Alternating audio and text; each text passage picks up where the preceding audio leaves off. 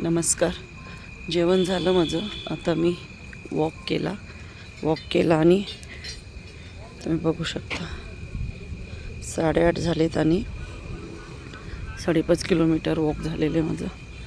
तर आता मी चाललेली घरी, कारण माझं एक छोटी मीटिंग आहे. त्यामुळे खूप छान वाटतं. आज दिवसभर उपवास होता आणि आता वॉक झालेला आहे. आता मी घरी चालले. तर असंच तुम्ही रोज सकाळ संध्याकाळ वॉक करून पण तुम्ही तुमचं वजन कमी करू शकता.